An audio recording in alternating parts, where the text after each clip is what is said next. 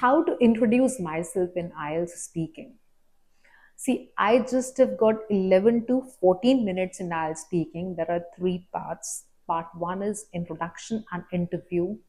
And in these 11 to 14 minutes, I have to prove my worth to examiner. Examiner is going to assess me for, there are four parameters. An examiner is going to assess me for those parameters. They are fluency and coherence, pronunciation, grammatical range and accuracy, and your lexical resource. That's your vocabulary. So if you know these four parameters, that time you have got, then you will try to give your level best in your speaking test, because you just have got one chance to prove that. If you want next chance, you'll have to pay for that. So in these 11 to 14 minutes, part one will be introduction and interview. There are 9 to 12 questions in this part. The very first question is, what is your full name? Now, don't forget that you're being checked for your grammar. So don't answer this question in one word.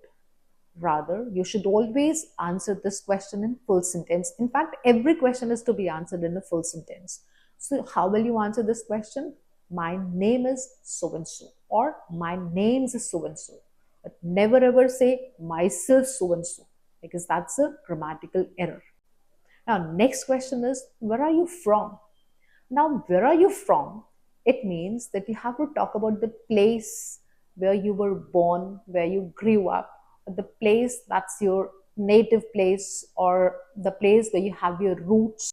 So, if you're living in Canada and the question is, where are you from? You will never say, I'm from Canada. You will talk about the place where you grew up. That could be your hometown, birthplace, or the place where you have your roots. Answer in my case can be, I'm from Jammu, which is very beautiful city located on the banks of River Tavi, and also known as City of Temples. Now, what is the difference between this answer and what if I just say, I am from Jammu? In the first answer, I've given chance to my examiner to assess me for my fluency, lexical resource, my grammatical range. So obviously, I should get higher score in comparison to the answer if I just will say, I am from Jammu.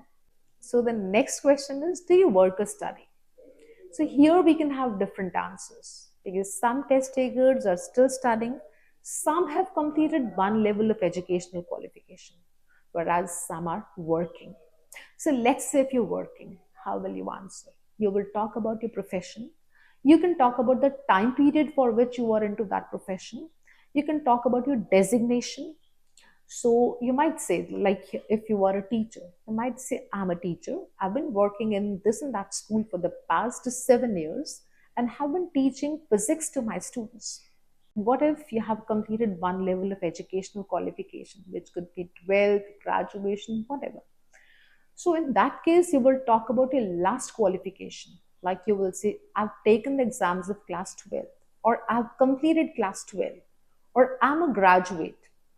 And for my further studies, I'm planning to go abroad. And what if you are still studying? I'm pursuing graduation. In fact, I'm in the final year of graduation, and after this, I'm planning for my further studies abroad. So there can be different answers depending upon students' educational backgrounds or professional backgrounds. Now, the next question is, what should be the length of my answers? How much time should I take for every answer? See, it is not fixed that I have to answer this question or that question for 30 seconds or 1 minute. If possible, try to extend your answers, because if you will extend your answers, this will let the examiner assess your grammatical range, fluency, coherence, and there are chances that your score can be higher.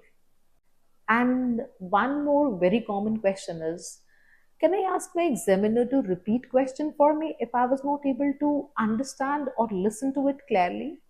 Yes, it is acceptable that you can always ask your examiner to repeat question or explain it to you in case you were not able to listen to it clearly or understand the meaning of question clearly. But there is a polite way to ask your examiner to repeat or explain. Like you can say, could you explain the meaning of question to me? Or could you repeat it for me? Could you repeat this question for me? Or simply say pardon.